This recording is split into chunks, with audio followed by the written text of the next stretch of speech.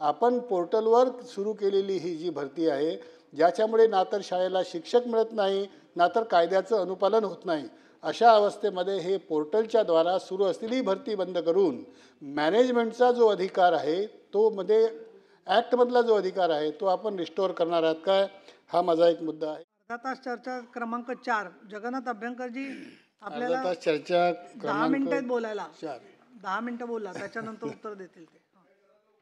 सभापती महोदय वितरित केल्याप्रमाणे वितरित कुठे झाली? ह्या कुठे काय वितरित भुसे काही साहेब, झालं? अर्धा तास चर्चा आहे ना, मग ते बोलतील आता direct अर्धा तास 2 चर्चा. मे 2012 पासून शिक्षक आणि शिक्षकेतर कर्मचाऱ्यांच्या माध्यमिक उच्च माध्यमिक शाळांच्या भरतीवर पूर्णपणे बंदी लादल्या गेली होती. त्यानंतर 20 जून 2014ला आवाज मोठा करा, अंशतः ही अभ्यंकर बंदी आवाज एवढा ऐकू येत उठवण्यात आली होती. त्यानंतर पुन्हा आणखी 15 फेब्रुवारी 2015ला बंदी लादल्या गेली. तुम्ही शिक्षक आहात? त्यानंतर पुन्हा आणखी 4 मे 2020च्या उत्तर घ्या आधी शासनादेशाने परत आणखी बंदी आणण्यात आली. अशा प्रकारे जवळजवळ 9 वर्षपर्यंत या शिक्षकांच्या आणि शिक्षकेतर कर्मचाऱ्यांच्या भरतीवर बंदी आणण्यात आली होती आणि त्याच्यामुळे फार मोठ्या प्रमाणामध्ये शिक्षकांची पदं रिक्त झाली होती. ती भरण्यावर सुद्धा बंदी आल्यामुळे ही शिक्षकांची पदं भरता आली नाहीत आणि त्यामुळे शाळेचं फार मोठ्या प्रमाणात नुकसान झालं. हे परतचा रिपोर्ट आता सांगतो आहे की आपण जे पहिल्या दुसऱ्या क्रमांकावर महाराष्ट्र राहत होता तो आता 8व्या क्रमांकावर, कालचाच रिपोर्ट त्या संदर्भातला जो प्रसिद्ध झाला महाराष्ट्र टाइम्समध्ये, त्या संदर्भात तपशीलवार आकडेवारी आलेली आहे. त्यावरून हे दिसते आहे शिक्षकच शाळांमध्ये नाहीत अशा प्रकारची स्थिती ही निर्माण झाली होती. त्यामुळे एकीकडे आता 2024-25च्या संचमान्यतेमध्ये अतिरिक्त शिक्षक आणि बऱ्याच शाळा अशा आहेत की ज्या ठिकाणी गणित, विज्ञान, इंग्रजी यासारख्या महत्त्वाच्या विषयाकरता शिक्षकच उपलब्ध नाहीत, ही स्थिती आता निर्माण झालेली आहे. त्याच्यावर उपाय म्हणून आता 2019मध्ये म्हणजे 7 फेब्रुवारी 2019 पासून पोर्टलद्वारे ज्या नियुक्त्या करण्याची शासनाने परवानगी दिली त्याची अवस्था अशी आहे की 50% जागासुद्धा भरल्या गेलेल्या नाहीत. गोंदियाचा उमेदवार हा कुठेतरी रत्नागिरीमध्ये, सिंधुदुर्गचा उमेदवार कुठेतरी भंडाऱ्यामध्ये अशा पद्धतीने दिल्यामुळे त्याचं जॉईनिंग होऊ शकलेलं नाही. फार मोठ्या प्रमाणामध्ये त्याच्यामध्ये विलंब झाला आणि आज परिस्थिती अशी आहे की रिक्त जागांच्या अगेन्स्ट, ज्या खरोखर रिक्त आहेत त्या जागांच्या अगेन्स्ट 50% जागासुद्धा भरल्या गेलेल्या नाहीत. आणि या पोर्टलमुळे महाराष्ट्र खाजगी शाळा कर्मचारी सेवाशक्ती अधिनियम 1977 हा जो कायदा आहे या कायद्याचं उल्लंघन झालेलं आहे. या कायद्यानुसार संस्थेला ही संपूर्ण भरती करण्याचा अधिकार आहे. तो अधिकार कुठल्याही प्रकारची त्यामध्ये अमेंडमेंट न करता राज्य शासनाने ते पोर्टलच्या द्वारा ही भरती करून त्या मॅनेजमेंटचा जो अधिकार आहे, संस्थेचा जो अधिकार आहे नियुक्ती करण्याचा, तो अधिकार हिरावून घेतलेला आहे. मी आपल्याला या निमित्ताने विनंती करेल की ज्याच्या संदर्भात मध्यंतरी आपण ऑर्डिनन्स काढलं होतं त्याचं रूपांतर अधिनियमामध्ये अजूनपर्यंत झालेलंच नाही. अशा या अवस्थेमध्ये आपण पोर्टलवर सुरू केलेली ही जी भरती आहे ज्याच्यामुळे ना तर शाळेला शिक्षक मिळत नाही, ना तर कायद्याचं अनुपालन होत नाही, अशा अवस्थेमध्ये हे पोर्टलच्या द्वारा सुरू असलेली भरती बंद करून मॅनेजमेंटचा जो अधिकार आहे तो ॲक्टमधला जो अधिकार आहे तो आपण रिस्टोअर करणार आहात काय, हा माझा एक मुद्दा आहे. अल्पसंख्याक संस्थेमधील जागा ज्या आहेत त्या रिक्त जागा भरण्यावर बंदी आणता येत नाही या संदर्भात लँडमार्क डिसिजन सुप्रीम कोर्टाचे आहेत. सेंट झेवियर्स कॉलेज सोसायटी विरुद्ध गुजरात, TMA पै फाउंडेशन कर्नाटक आणि त्यानंतर मलनकारा सिरियल कॅथलिक कॉलेज या संदर्भात सर्वोच्च न्यायालयाने 3 निर्णय दिलेले आहेत. या तिन्ही निर्णयाने म्हटलेलं आहे की अल्पसंख्याक संस्थांमध्ये ज्या रिक्त जागा असतात त्या जागा भरण्यावर बंदी आणता येत नाही. तरीही 4 मे 2020ला जी वित्त विभागाच्या द्वारा त्या शासन निर्णयाद्वारा जी बंदी आणली गेली ती या शाळांनासुद्धा अल्पसंख्याक संस्थांनासुद्धा लागू करण्यात आली. ती चुकीची गोष्ट घडलेली आहे. या संदर्भात 13 जुलै 2016ला राज्य शासनाने GR काढला, शालेय शिक्षण विभागाने GR काढला आणि त्यामध्ये स्पष्टपणे नमूद केलं या सगळ्या सर्वोच्च न्यायालयाच्या निर्णयाचा उल्लेख करून काढलेला जो GR आहे काढलेला जो शासन निर्णय आहे त्यामध्ये सुस्पष्टपणे आपण तरतूद नमूद केली की अशा प्रकारे अल्पसंख्याक संस्थांच्या नियुक्तीवर बंदी आणता येत नाही, तरी आपण ती बंदी आणलेली आहे. नंतर 50% बंदी आपण रिलीज केली, त्यानंतर 80% केली. 100% त्या ठिकाणच्या जागा भरण्यावर आपल्याला कोणतीही बंदी आणता येत नाही. असं असताना सुद्धा सर्वोच्च न्यायालयाच्या आदेशाचा अधिक्षेप करून करण्यात येत असलेली कार्यवाही आपण दुरुस्त करणार आहात काय, हा माझा या संदर्भातला एक प्रश्न आहे. नंतर महाराष्ट्र खाजगी शाळा कर्मचारी सेवा शर्ती नियमावली 1981 यामधली तरतूद नियम क्रमांक 9(4) मध्ये स्पष्टपणे, काळेसाहेब जरा थांबा, 9(4) प्रमाणे असं नमूद करण्यात आलेलं आहे की 18 वर्षाच्या आतील ज्याचं वय आहे त्याला नियुक्ती देता येणार नाही माध्यमिक शाळेमध्ये, उच्च माध्यमिकमध्ये. परंतु वरची कमाल मर्यादा, वयाची वरची कमाल मर्यादा या नियमात नाही. असं असताना सुद्धा 7 फेब्रुवारी 2019चा GR आपण काढला. हा GR त्या नियमावलीचं आणि त्यानंतर अधिनियमाचं उल्लंघन करणारा असताना सुद्धा आपण तो रेटून नेतो आहोत आणि याच्यामध्ये कमाल वयोमर्यादा दिलेली आहे. D.Ed. B.Ed. झालेले पूर्णतः पात्र असणारे अनेक तरुण आणि तरुणी या राज्यामध्ये उपलब्ध असताना 10 वर्षापासून अशा प्रकारच्या नियुक्त्या झाल्या नाहीत. त्यामुळे संचित झालेले जवळजवळ 10 लाख तरुण तरुणी जे पूर्णपणे क्वालिफाईड आहेत त्यांची संधी हुकली, त्यांचं वय वाढलं. त्याच्यामुळे MEPS मध्ये दिलेली जी तरतूद आहे त्या तरतुदीनुसार आपण वरची वयोमर्यादा जी घातलेली आहे ती आपण रद्द करणार आहात का, या निमित्ताने हा माझा प्रश्न कसं आहे माहिती आहे अभ्यंकर साहेब, आपण खूप अनुभवी आहात, परंतु आपण जेव्हा अर्धा तास किंवा लक्षवेधी विचारतो तर आपल्याला उत्तर पाहिजे ना. पण आपल्या वाक्यानंतर आपण किती वर्णन केलं तरी शेवटी उत्तर ते मी प्रश्न विचारा आणि 3 प्रश्न विचारले ना, या 3 प्रश्नाचे उत्तर द्या म्हणा. सभापती महोदया, आजचा अतिशय शुभ दिवस आहे, गुरुपौर्णिमा. या शुभ दिवसाच्या निमित्ताने मी आपल्याला, सभागृहाला, सन्माननीय सदस्य महोदयांना, महाराष्ट्रातील तमाम शिक्षक बंधू भगिनी आणि खऱ्या अर्थाने आपलं जे दैवत आहे काळे सर, विद्यार्थी, त्याच्याकडे आपल्याला सगळ्यांना लक्ष देण्याची आवश्यकता आहे. या सर्वांना या शुभ दिवसाच्या हार्दिक शुभेच्छा देतो. आमच्या शिक्षक बंधू भगिनींच्या माध्यमातून ज्ञानदानाचं पवित्र कार्य संपन्न हो, अशा प्रकारची प्रार्थना परमेश्वराच्या चरणी करतो. तुमच्या समय सूचकतेबद्दल अभिनंदन तुमचं. तपासायचं काय माहिती आहे सगळ्यांना. हिंदू सम्राट शिवसेना प्रमुख माननीय बाळासाहेब ठाकरे, धर्मवीर आनंदजी दिघे साहेब. बरोबर, आमचा वंदे. हे असलं मस्करीचा विषय नाही आहे, शांत बसा.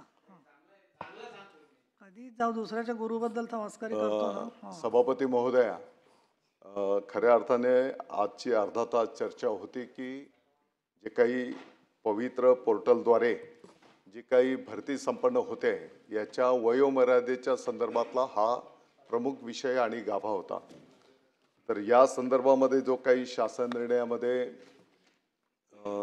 काही अपेक्षित सूचना त्या ठिकाणी होत्या, तर त्याप्रमाणे वयाच्या संदर्भामध्ये लोकल बॉडी शाळेंच्यासाठी आणि प्रायव्हेट मॅनेजमेंटच्या शाळेंच्यासाठी लोकल बॉडीच्या 1 ते 12 आणि प्रायव्हेट मॅनेजमेंटच्या 1 ते 8वी पर्यंतच्या शाळेंच्यासाठी वयाच्या मर्यादेच्या संदर्भातलं एक स्वतंत्र पत्रक त्या ठिकाणी देण्यात आलेलं आहे. आणि 9वी ते 12वी प्रायव्हेट मॅनेजमेंटच्या शाळेंच्यासाठी आत्ताच्या घडीला वयोमर्यादा नाही.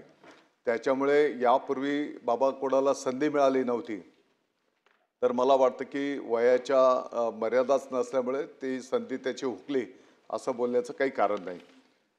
राहिला विषय तर भरतीच्या संदर्भातला जो काही 2009 पासूनचा जो काही मार्गक्रमण आहे, आपण जर बघितलं असेल तर यामध्ये पारदर्शकता आली पाहिजे या दृष्टिकोनातून पवित्र पोर्टलच्याद्वारे त्या ठिकाणी राज्यातील सर्व व्यवस्थापनांच्या शाळांमधील शिक्षक निवडीच्या दृष्टिकोनातनं ही पद्धती त्या ठिकाणी विहित करण्यात आलेली आहे.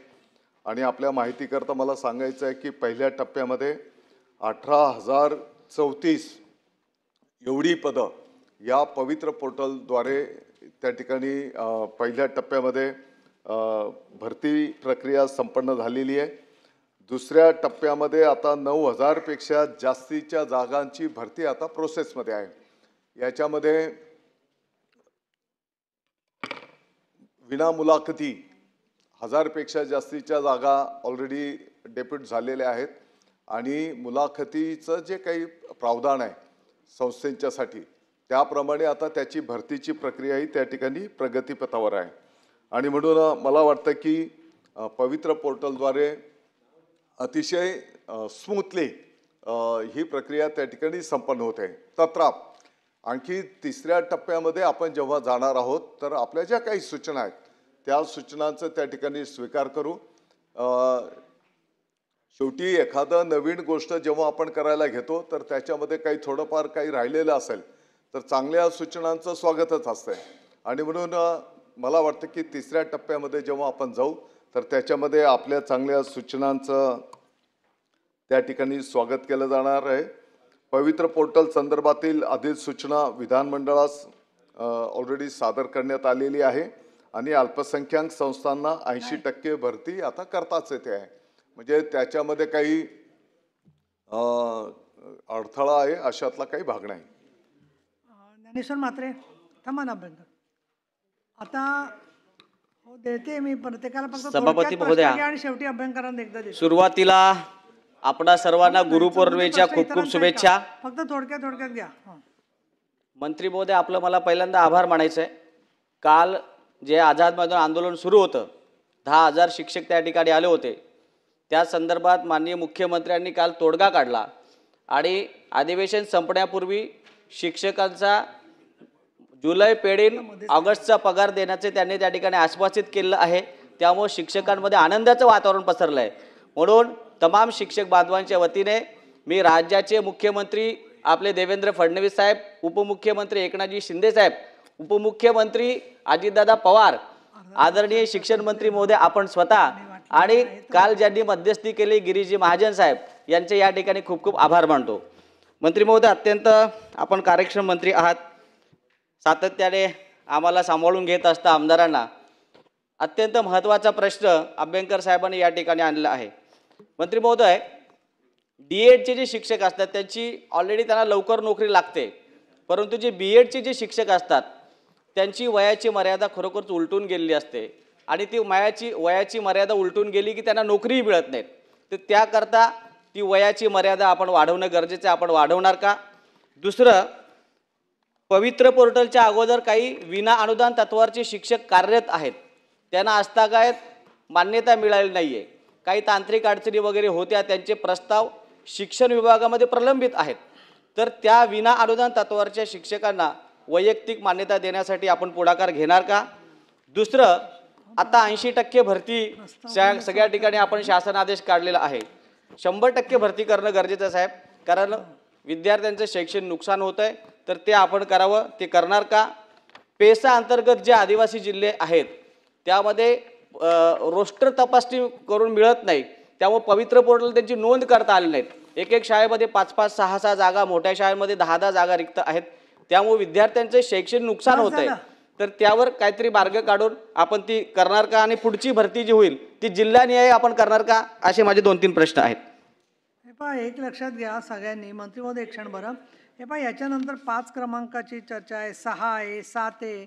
इतर चर्चांचा पण अर्धा तासचा विचार करा ना तुम्ही स्वतः. एवढा वेळ प्रत्येक वेळेला कसं काय 1 किंवा 2 लोक? हां, द्या उत्तर भुसे साहेब. हां,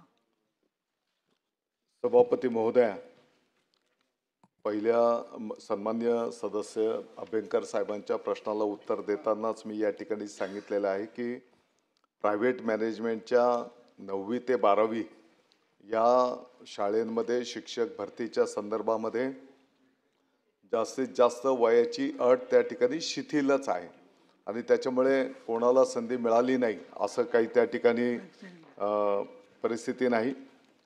जिल्ह्याच्या पातळीवरचं पवित्र पोर्टलमध्ये प्रावधान करावं. मला वाटतं की तिसऱ्या टप्प्यामध्ये जेव्हा आपण जाऊ तर ज्या ज्या गोष्टी आपल्याला शक्य आहे, शेवटी हा अतिशय उच्च शिक्षित शिक्षक बांधव आपला त्या ठिकाणी येतो आहे, त्याच्यावर पण अन्याय व्हायला नको आणि त्याला अपेक्षित असलेली शाळा त्या ठिकाणी त्याला पण मिळाली पाहिजे. आणि म्हणून यासाठी सर्वंकष विचार करून आपण त्या ठिकाणी निश्चितपणे प्रावधान करू. पेसा भरतीच्या संदर्भामध्ये जे काही जिल्हे आहेत, मला वाटतं की या संदर्भामध्ये एक उपसमिती आरक्षणाच्या संदर्भामध्ये गठीत करण्यात आलेली आहे आणि त्याचं जे काही कॅबिनेटला निर्णय होईल त्यानंतर त्या भागामध्ये त्या आरक्षणाप्रमाणे त्या ठिकाणी भरती संपन्न होईल. सन्माननीय अभ्यंकर, पण ज्यांची मूळ अर्धा तास आहे त्यांचं समाधान झालं पाहिजे, त्याच्यासाठी ते अर्धा तास त्या व्यक्तीने लावलेली आमदारांनी. आपण आपल्या उत्तरामध्ये बरंच सकारात्मक सांगितलेलं आहे. त्यामध्ये पोर्टलच्या संदर्भात माझ्या 2 सूचना आहेत. एक असं की ही पद्धती आदर्शवत आहे, याविषयी काही दुमत असण्याचं कारण नाही. गुणवत्तेच्या निकषावर आपण संस्थांना शिक्षक जर वेळीच देत असाल तर यासारखी चांगली कोणतीही योजना असू शकणार नाही. पण तसं घडत नाही ही खंत आहे. त्याच्यामुळे यामध्ये एकतर त्या पोर्टलच्या संदर्भात आपल्याला MEPS अधिनियमामध्ये दुरुस्ती करावी लागेल. ती दुरुस्ती आपण लवकरात लवकर करावी. आपण ऑर्डिनन्स काढलं होतं पण त्याचं रूपांतर बिलामध्ये झालं नाही नंतर, त्यामुळे ती कारवाई करण्याची आधी गरज आहे. आणि कराल काय एक दुसरं, आता आपण खुलासा केला वयोमर्यादेच्या संदर्भात, परंतु GR कायम आहे. अनेक शिक्षकांच्या नियुक्त्या ज्या झाल्या, ज्याचं वय 43 वर्षाचं पेक्षा जास्त आहे, 38 पेक्षा जनरलचं आहे, अशांच्या नियुक्त्या संबंधित अधिकाऱ्यांनी अमान्य केल्यात. त्याचं कारण 7 फेब्रुवारी 2019चा शासन निर्णय आहे. त्यामुळे यामध्ये जोपर्यंत आपण याच्या दुरुस्ती करत नाही तोपर्यंत क्षेत्रीय अधिकारी आपण या ठिकाणी जे सांगितलं आहे ते बाहेर गेलं पाहिजे, एवढाच फक्त माझा त्याच्यामध्ये उद्देश आहे. वयोमर्यादेच्या संदर्भात आपण जे सांगितलं ते वयोमर्यादेच्या बाबतीत जर खरंच आपल्याला तशा पद्धतीने सुधारणा करायची असेल तर आपण जरूर करावी, त्याप्रमाणे खुलासा करावा. अल्पसंख्याकाच्याबद्दल 80% म्हणजे 20% आपल्याला व्हॅकंट ठेवता येत नाही. सर्वोच्च न्यायालयाचे 3 निर्णय आहेत. महाराष्ट्रामध्ये सुद्धा 3ही खंडपीठाने निर्णय दिलेले आहेत. नागपूरच्या खंडपीठाचा निर्णय आहे, औरंगाबादच्या हायकोर्ट खंडपीठाचा निर्णय आहे आणि मुंबईचा सुद्धा मुंबई हायकोर्टाचा निर्णय आहे. 3ही ठिकाणी या संदर्भात निर्णय झाले आणि अल्पसंख्याकाचा घटनेच्या 30व्या कलमानुसार त्यांचा जो अधिकार आहे तो अबाधित आहे. त्यामुळे त्यांच्या 100% जागांवर बंदी आणता येत नाही. ती 20% जी आपण आता बंदी अजूनही कायम ठेवलेली आहे ती आपण उठवणार आहात का? सभापती महोदया, पवित्र पोर्टलची जी तरतूद आहे ती MEPS रूल्समध्ये करण्यात आलेली आहे आणि त्याला वैधानिक स्वरूप प्राप्त आहे. त्याच्यासोबतच 100% भरतीच्या संदर्भामध्ये ऑलरेडी आम्ही वित्त विभागाला या संदर्भातला प्रस्ताव सादर केलेला आहे आणि त्याला अधिकृतपणे मान्यता मिळाल्याच्या नंतर आपल्याला त्या ठिकाणी निश्चितपणे पुढे जाता येईल. परंतु आदरणीय अभ्यंकर साहेबांना पण माहिती आहे की शिक्षक भरतीच्या संदर्भामध्ये एक पारदर्शकता यावी आणि उच्च शिक्षित लोकांना पण त्या ठिकाणी स्थान मिळावं की जेणेकरून गुणवत्तापूर्ण शिक्षण आपल्या विद्यार्थ्यांना त्या ठिकाणी मिळायला पाहिजे. या सर्व गोष्टींचा सारासार विचार करून ही पवित्र पोर्टल प्रणाली त्या ठिकाणी आणण्यात आलेली आहे. आणि म्हणून मला वाटतं की जसं मी आपल्या पहिल्या प्रश्नालाच उत्तर देताना सांगितलं की त्याच्यामध्ये आणखी काही आपल्याला अपेक्षित असेल तर सर्व मिळून आपण चर्चा करूया आणि चांगल्या ज्या काही सूचना असतील तर निश्चितपणे त्याचं स्वागत असणार आहे की जेणेकरून शेवटी त्या शिक्षक बांधवांच्याही इच्छेप्रमाणे आणि त्या संस्थेच्याही दृष्टिकोनातनं शेवटी हित आपल्याला विद्यार्थ्यांचं बघायचं आहे. त्या दृष्टिकोनातनं जे जे काही करावं लागेल ते आपण करूया. ठीक आहे. आता आपण अर्धा तास चर्चा क्रमांक 5 सत्यजित तांबे. नाही तर पुढे परत आहेत रिक्त पदांचा विषय. अर्धा तास थांबा ना, पुढची 6वी परत आहेच ना तीच. थांबा पण आता असं नका करू. नाही आणायचे ते रोज आणायचे असतात सभागृहात. बरं बसा तांबे. आता गुरुपौर्णिमेचं नाव काढलंय त्यांनी. बोला, चला पटकन बोला. हा,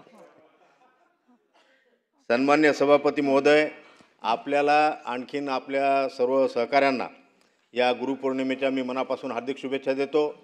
व आत्ता जे म्हात्रे साहेबांनी सांगितलं त्यानुसार या गुरुपौर्णिमेच्या निमित्तानं या ठिकाणी राज्याचे मुख्यमंत्री सन्मान्य देवेंद्रजी फडणवीस असतील, वित्तमंत्री उपमुख्यमंत्री सन्मान्य अजितदादा पवार असतील, सन्मान्य एकनाथजी शिंदे असतील, आणखीन आमचे शिक्षण मंत्री दादासाहेब भुसे असतील आणि सभागृहामध्ये सातत्यानं या टप्पावाढीचा प्रश्न मांडायची संधी आपण आम्हाला दिली त्याबद्दल मी सर्वांचे मनापासून आभार मानतो. हा निर्णय काल सन्मान्य मुख्यमंत्री साहेबांनी आपल्या संकटमोचन दूताच्या माध्यमातून या आझाद मैदानावर दिला आणि त्यामुळं सर्व जवळपास 10-15 हजार शिक्षक त्या ठिकाणी होते. ते गुरुपौर्णिमेनिमित्त आपापल्या घरी निघून गेलेले आहेत. परंतु ही जी चर्चा आहे प्राथमिक माध्यमिक व उच्च माध्यमिक शाळेतील शिक्षक व शिक्षकेतर पद भरती संदर्भातील तसेच त्यांच्या वयोमर्यादाच्या अर्धा तास ही चर्चा आहे. सन्मान्य सभापती महोदय, या ठिकाणी शिक्षक भरती संदर्भात तसेच मागील 10-12 वर्षापासून असलेली शिक्षक भरती व त्यामुळे शिक्षकास होणारा इच्छुक असलेल्या उमेदवाराचा झालेला हिरमोड व त्याला मुख्य कारणीभूत असलेले शासकीय धोरण या संदर्भात ही चर्चा आहे. सन्मान्य सभापती महोदय, जे उमेदवार शिक्षक होऊ इच्छितात त्यांना पदवी पदव्युत्तर शिक्षण तसेच BEd MAd करावे लागते व त्यामध्ये त्याच्या वयाची बरीच वर्ष खर्ची जातात. या उमेदवारांची पदव्युत्तर शिक्षण तसेच BEd MAd असे व्यावसायिक शिक्षण घेतल्यानंतर ते इतर शिक्षण घेऊ शकत नाहीत किंवा इतर व्यवसायही करू शकत नाही.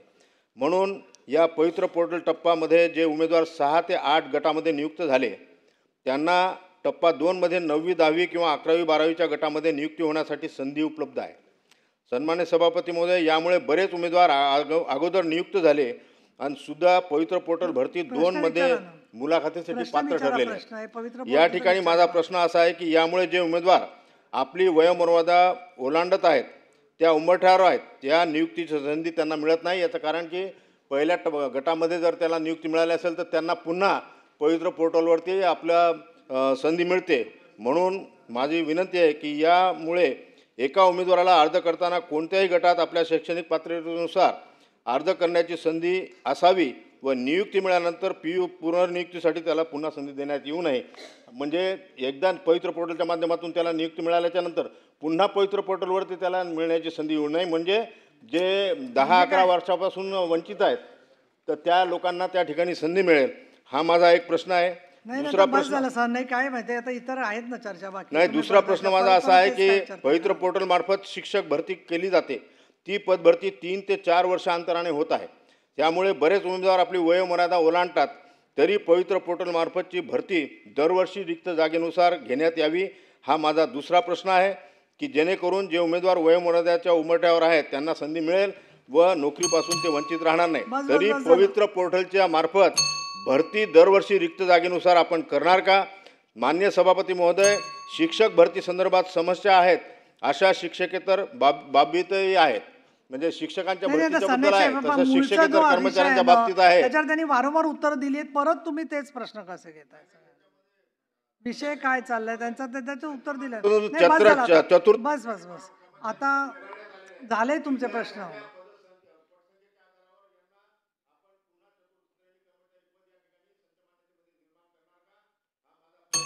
बस बस बस खाली बसा. नाही नाही नाही एकच नाही. अहो 25 प्रश्न झाले अर्धा तासामध्ये. हा सभापती महोदया, बरं बरं ठीक आहे. पवित्र पोर्टल प्रणालीद्वारे यापूर्वीच मी आपल्या माध्यमातून सभागृहाच्या निदर्शनास आणून दिलेलं आहे की या प्रणालीच्या द्वारे पहिल्या टप्प्यामध्ये 18,034 एवढ्या जागेंचं भरती त्या ठिकाणी संपन्न झालेली आहे आणि आता दुसऱ्या टप्प्यामध्ये 9,000 पेक्षा जास्तीच्या जागा या ठिकाणी भरतीची प्रक्रिया प्रगतीपथावर आहे. खाजगी व्यवस्थापनाच्या 9वी ते 12वी यामध्ये या शिक्षक भरतीच्या संदर्भामध्ये वयाची अट नाही आणि त्याच्यामुळे कोण वंचित राहिलं असा प्रश्न निर्माण होत नाही. पवित्र पोर्टलमध्ये आपण जे काही मुद्दे उपस्थित केलेले आहेत की बाबा एकदा संधी मिळाली ते त्या ठिकाणी नोकरीवर हजर झाले तर त्याला दुसरं त्या ठिकाणी संधी देऊ नये. मला वाटतं की मी या ठिकाणी आपल्याला सगळ्यांना आव्हान केलेलं आहे. पुढच्या टप्प्यामध्ये जेव्हा आपण जाणार आहोत तर त्याच्यामध्ये काय बदल आपल्याला अपेक्षित आहेत. आपण जर एक 2 ओळी कागदावर आपल्या लेटर हेडवर जर लिहून दिल्या तर मला वाटतं की आपण सर्वजण बसून चर्चा करून त्याच्यामध्ये आणखी काय काय सूचना आहेत आणि कोणत्या सूचना योग्य पण आहेत त्याप्रमाणे आपल्याला काही बदल त्या ठिकाणी निश्चितपणे करता येतील. ठीक आहे. सन्माननीय